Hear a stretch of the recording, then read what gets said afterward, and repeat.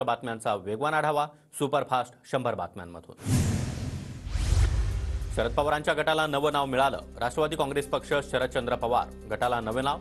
राज्यसभेच्या निवडणुकीसाठी देण्यात आलं नवं नाव। वटवृक्ष चिन्हासाठी शरद पवार गट आग्रही। सूत्रांची टीव्ही 9 मराठीला माहिती।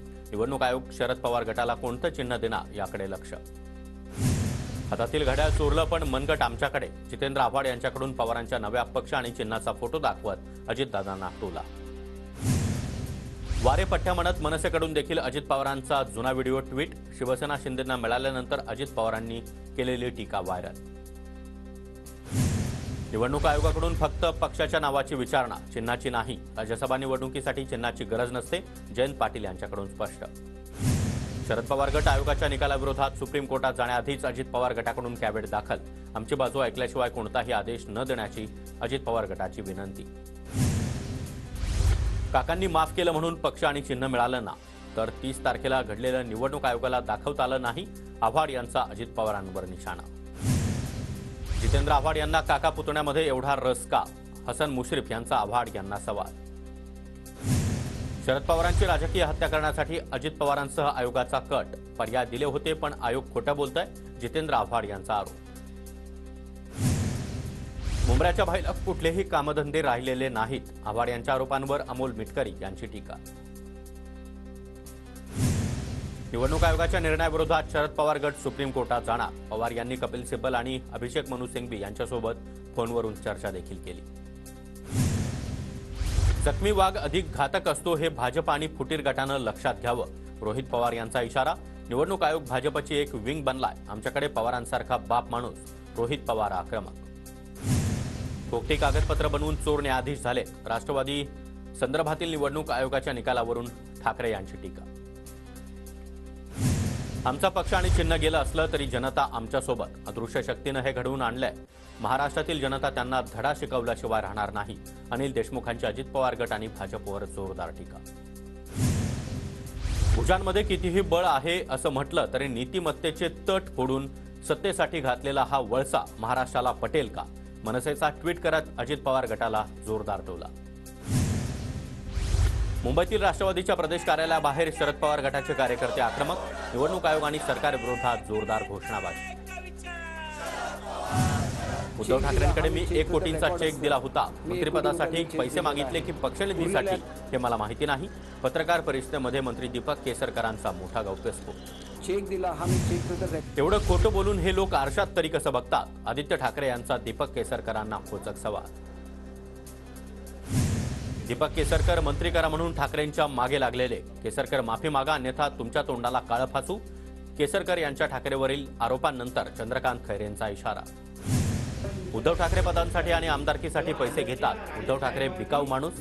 नितेश राणेंचा घणाघात। पंतप्रधान मोदींनी सुरू केलेल्या वंदे भारतमधून ठाकरेंचा आरामदायी प्रवास। उद्धव ठाकरे मोदी गॅरंटीचे लाभार्थी। विरोधी केलेल्या बुलेट ट्रेनमधून देखील ठाकरे प्रवास करतील। मुख्यमंत्री शिंदेंची उद्धव ठाकरेंवर टीका। 2.5 वर्षामध्ये माडीवरून खाली न उतरणारे माझ्या दाढीपर्यंत कसे पोहोचणार? शिंदे यांचा ठाकरेंवर पलटवा। तर या दाढीमध्ये तुमच्या भरपूर नाड्या आहेत, मला बोलायला लावू नका। ठाकरेंना इशारा। समृद्धी महामार्गामुळे शिंदेंकडे अमाप पैसा। शिंदेंचे दिवस भरले। आता भाजप शिंदेंना संपवणार। चंद्रकांत खैरेंचं वक्तव्य। तुम्ही 3 वेळा आमचं आरक्षण मिळवून दिलं नाही। आता काही झालं तरी मंडल आयोगाला चॅलेंज करणार। सरंगे पाटलांचा इशारा। एवढंच म्हणणं आहे तुम्ही। गणपत गायकवाड गोळीबार प्रकरणी तपास सुरू। शंभूराज देसाई यांची माहिती। तर गणपत गायकवाड यांनी शिंदेंवर केलेल्या आरोपांवर देसाईंची फडणवीसांकडे नाराजी। ईडी सीबीआय बाजूला केल्यास कोणताही पक्ष फुटणार नाही। खोट्या गुन्ह्यांमध्ये अडकवण्यासाठी तपास यंत्रणांचा वापर। विरोधी पक्षनेते विजय वडेट्टीवार यांचा सरकारवर निशाणा। ग्रामपंचायत सदस्य होण्याची देखील लायकी नसणाऱ्यांना मी आमदार केलं। सावंतांचा नाव न घेता खासदार ओमराजे निंबाळकर आणि आमदार कैलास पाटील यांच्यावर जोरदार हल्लाबोल। आता कार्यकर्ते सांभाळणं पण अवघड झालंय। कार्यकर्ते भाजपमध्ये शरद पवार गटात आणि ठाकरे गटात जातो म्हणतात। गुलाबराव पाटलांचं मिश्किल वक्तव्य। नाशिकमध्ये घरकुल योजनेवरून पालकमंत्री दादा भुसे संतापले। जिल्ह्यामध्ये घरकुल पुरेसे प्रस्ताव सादर नाहीत। 8 दिवसामध्ये कामगिरी सुधारण्याच्या अधिकाऱ्यांना सूचना। ठाकरे गटाच्या रामकथा कार्यक्रमाला पालिकेनं परवानगी नाकारली। कप परेडमधील पालिकेच्या उद्यानामध्ये कार्यक्रमाचं आयोजन करण्यात आलं। फडणवीस आणि पंकजा मुंडे यांच्यामध्ये भेट, राज्यसभेच्या उमेदवारीच्या पार्श्वभूमीवर भेट झाल्याची सूत्रांची माहिती. संभाजीराजे छत्रपती गेल्या 6 दिवसांपासून नॉट रिचेबल, कुटुंब आणि निकटवर्तीयांचा देखील संवाद नाही. 2 फेब्रुवारीला सर्व कार्यक्रम रद्द करत असल्याचं ट्विट. संभाजीराजेंना महाविकास आघाडीमधून उमेदवारी मिळणार असल्याच्या चर्चेनंतर राजे नॉट रिचेबल.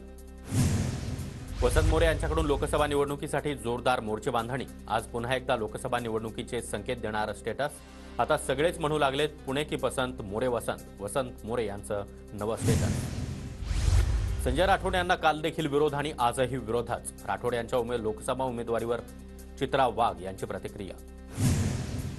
मुख्यमंत्री एकनाथ शिंदे आज नाशिक दौऱ्यावर. पोलीस क्रीडा स्पर्धांचा उद्घाटन सोहळा मुख्यमंत्र्यांच्या हस्ते होणार. उपमुख्यमंत्री देवेंद्र फडणवीस आज पुणे दौऱ्यावर. विविध विकास कामांचं देवेंद्र फडणवीसांच्या हस्ते उद्घाटन. युवासेना प्रमुख आदित्य ठाकरे आज कल्याण दौऱ्यावर. संध्याकाळी 6 वाजता कोळसेवाडी शाखेला आदित्य ठाकरे भेट देणार. मनोज जरांगे पाटील आज नाशिक दौऱ्यावर. साल्हेर किल्ला इथं नियोजित कार्यक्रमाला हजेरी लावणार. तर मनोज जरांगे सप्तशृंगी गडावर देखील दर्शनासाठी जाण्याची शक्यता. राजन साळवी यांच्या कुटुंबियांच्या अटकपूर्व जामीन अर्जावर आज सुनावणी. मुंबई उच्च न्यायालयामध्ये दुपारी सुनावणी पार पडणार. मराठा क्रांती ठोक मोर्चाचे पदाधिकारी राज्यपाल रमेश बैस यांची भेट घेणार. छगन भुजबळ यांच्या राजीनाम्याच्या मागणीसाठी भेट घेतली जाणार असल्याची माहिती. नागपुरातील पारडसिंगा गावामध्ये फडणवीसांनी लुटला झुणका भाकरी खाण्याचा आनंद.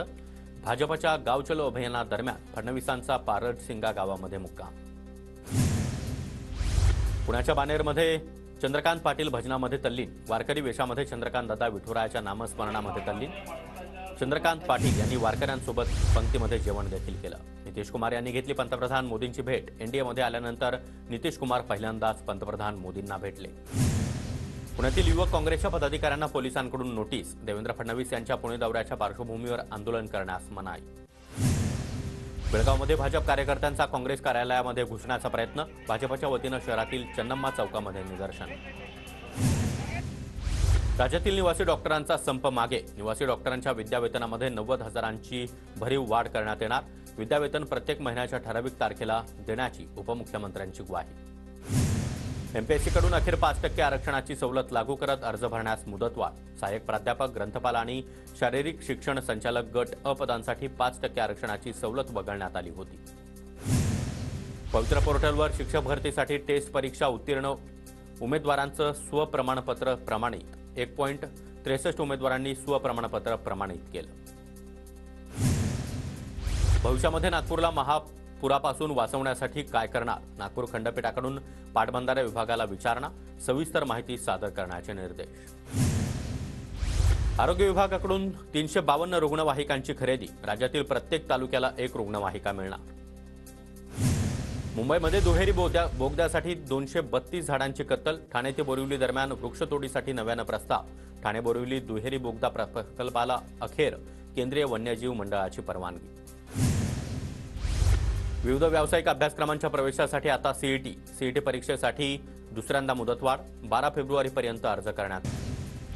बहुप्रतीक्षित अशा तापी बुराई योजनेला प्रशासकीय मान्यता. 800 कोटींची सुधारित मान्यता मिळाल्यानं हजारो हेक्टर क्षेत्र सिंचनाखाली येणार.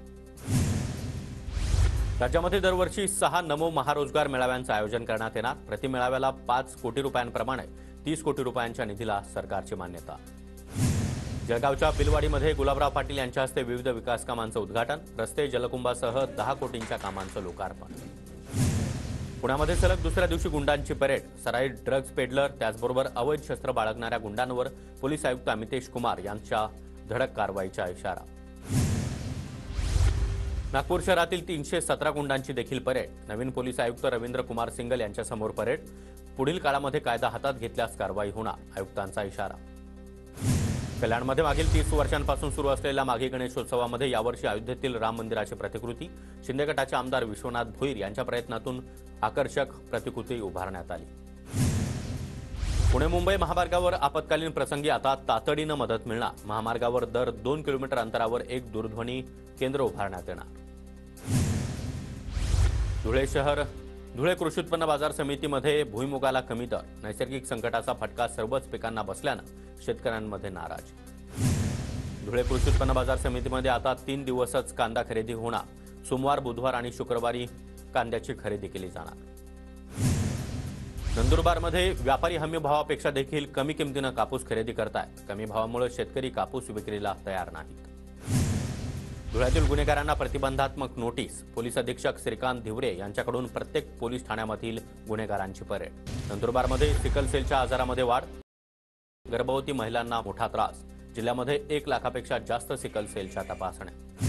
धुळ्यामध्ये गोरक्षकांवर खोटे गुन्हे दाखल केल्याचा भाजप जिल्हाध्यक्षांचा आरोप। गोरक्षकांवरील गुन्हे मागे घेण्यासाठी पोलिसांना निवेदन।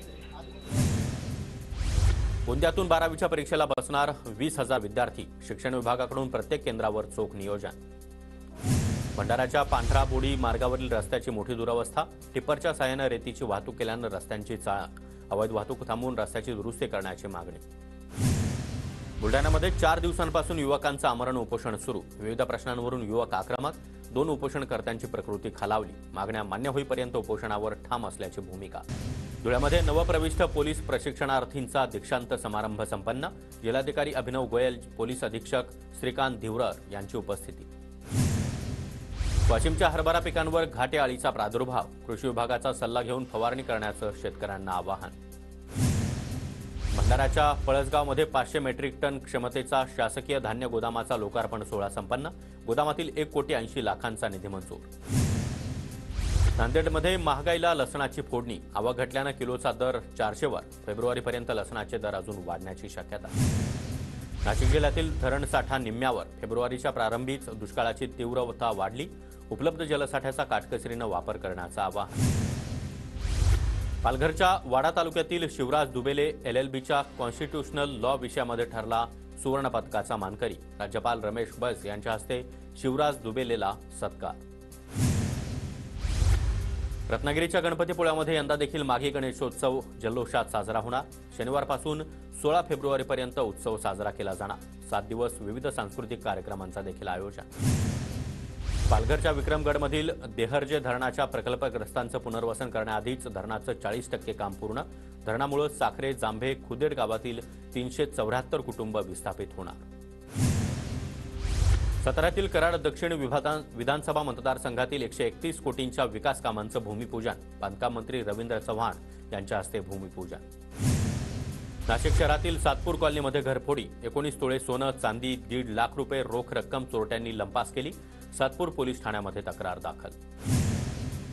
पुरंदर EVM मशीन चोरी प्रकरणी केंद्रीय निवडणूक आयोगाची मोठी कारवाई। तहसीलदार, उपविभागीय अधिकारी आणि DYSPंना निलंबित करण्याचे आयोगाचे आदेश। नाशिकच्या पंचवटीमध्ये शिवजन्मोत्सव समितीच्या वतीनं यंदा राम मंदिराची प्रतिकृती उभारली जाणार। शिवजन्मोत्सव समितीच्या पदाधिकाऱ्यांकडून भूमिपूजन।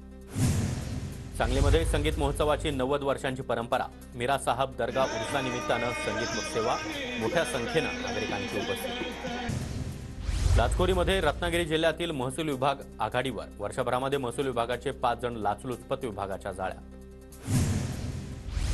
अहमदनगरमध्ये शरद पवार गटाचा कार्यकर्ता मेळावा। मेळाव्यामध्ये शरद पवार गटाच्या नेत्यांची काळ्या फिती बांधत निवडणूक आयोगाच्या निकालाचा निषेध व्यक्त। जळगावमध्ये अजित पवार गट आणि शरद पवार गट आमने सामने। आकाशवाणी चौकामध्ये दोन्ही गटाची एकमेकांविरोधात घोषणाबाजी। अजित पवार गटाचा नाशिकमध्ये जल्लोष। फटाके फोडून ढोल वाजवत आनंदोत्सव। अजित पवार गटाची देखील जोरदार घोषणाबाजी। जळगावमध्ये अजित पवार यांच्या विरोधामध्ये आक्षेपार्ह भाषेमध्ये घोषणाबाजी करणाऱ्या शरद पवार गटाच्या 18 पदाधिकाऱ्यांविरुद्ध तक्रार। अजित पवार गटाच्या पदाधिकारी कार्यकर्त्यांनी रामानंद पोलीस ठाण्यामध्ये तक्रार। पुण्यामधील राष्ट्रवादीच्या कार्यालयासमोर शरद पवार गटाची जोरदार घोषणाबाजी। कार्यकर्त्यांकडून शरद पवारांसोबत कायम राहण्याच्या घोषणा। अजित पवारांच्या नावाचा उल्लेख असलेला बोर्ड देखील फाडला। पिंपरी चिंचवडमध्ये निवडणूक आयोगाच्या निकालाविरोधात शरद पवार गटाचं मुंडन आंदोलन। हातामध्ये संविधान घेऊन निकालाचा निषेध व्यक्त। नागपूरमध्ये निवडणूक आयोगाच्या निकालाविरोधात शरद पवार गट आक्रमक। विराठी चौकामध्ये कार्यकर्त्यांचं निषेध आंदोलन करत जोरदार घोषणाबाजी।